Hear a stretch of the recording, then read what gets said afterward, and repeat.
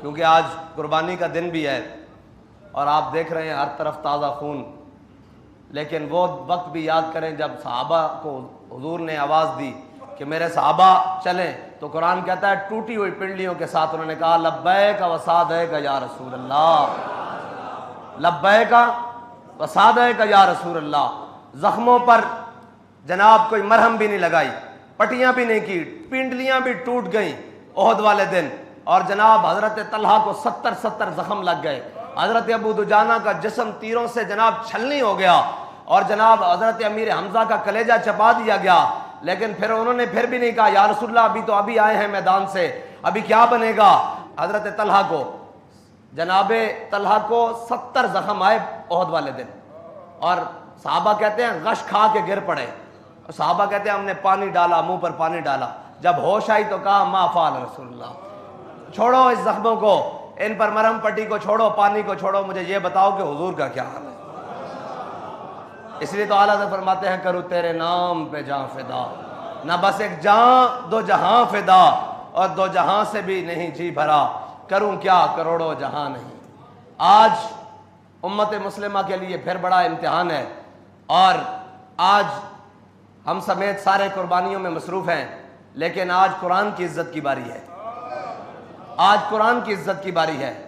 آج وہ جو خنجر جناب، وہ چھریاں جو جانوروں کے گلے پہ چل رہی ہیں، یہ کفر کے گلے پہ چلنی چاہیے، اس کو کافر کے گلے پر جس کے قرآن کے بارے میں نیت خراب ہے، لیکن وہ معزز تھے زمانے میں مسلمان ہو کر، اور ہم خار ہوئے تارک قرآن ہو کر۔ تارک قرآن ہونے کا معنی یہ نہیں ہے کہ قرآن چھوڑ دیا، قرآن تو ہم نے چھوڑ ہی دیا، اس کے تو احکامات چھوڑ ہی دیے، اب تو اس کی عزت کی باری آئی ہے تو بولنے کے لیے تیار نہیں۔ میں نے تو اس وقت بھی کہا تھا، لوگ کہتے تھے مبارکبادیں دو، میں نے کہا ہماری مبارکباد ادھار ہے، اب ادھار دو ہو گئے ہیں، آؤ قرآن کی عزت کے لیے۔ ایسے نہیں بنے گی بات، یہ تو آئے روز کفر اٹھ کے کبھی میرے آقا و مولا صلی اللہ علیہ وسلم کے بارے میں، کبھی قرآن کے بارے میں، کبھی مقدسات اسلام کے بارے میں یہ بات کرتا رہے گا۔ اس کا ناطقہ، اس کا کفر کا ناطقہ، اور ان سب کو یہ بتانا پڑے گا کہ یہ امت مسلمہ لاوارث نہیں ہے، اور یہ قرآن جس کو اللہ تعالیٰ نے لا ریب بھیجا ہے دنیا میں، انا نحن نزلنا الذکر وانا لہ لحافظون، اس کا معنی یہ بھی ہے کہ میرے بندے، قرآن نے بار بار کہا ہے کیا ہے میرے بندو، تو اس سے مراد یہ ہے کہ جب اللہ حفاظت کرائے گا تو وہ اپنے بندوں سے ہی کرائے گا نا،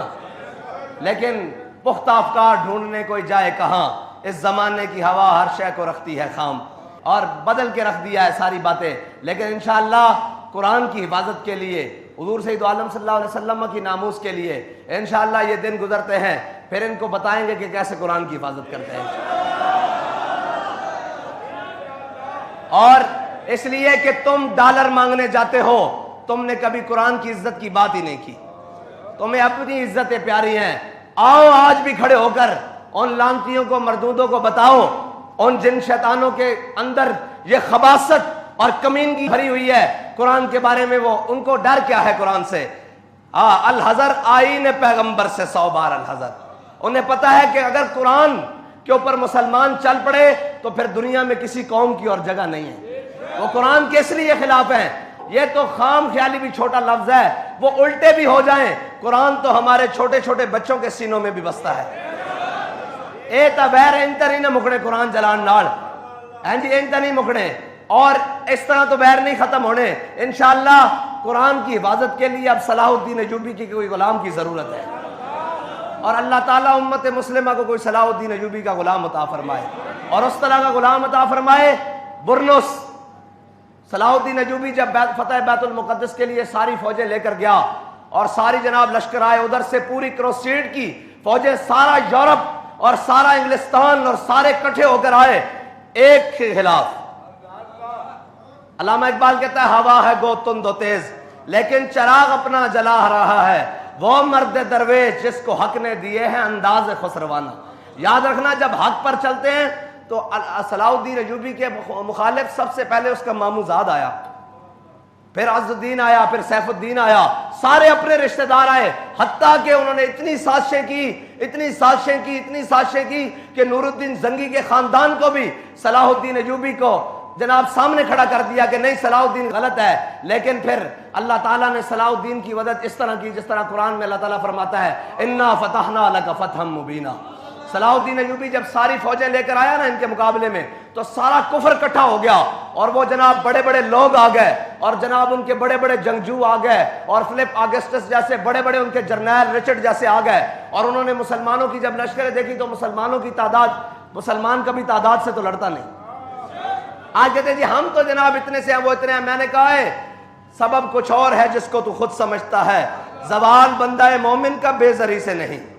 اور تیری خاک میں ہے اگر شرر تو خیال فقر و غنا نہ کر کہ جہان میں نانے شعیر پہ ہے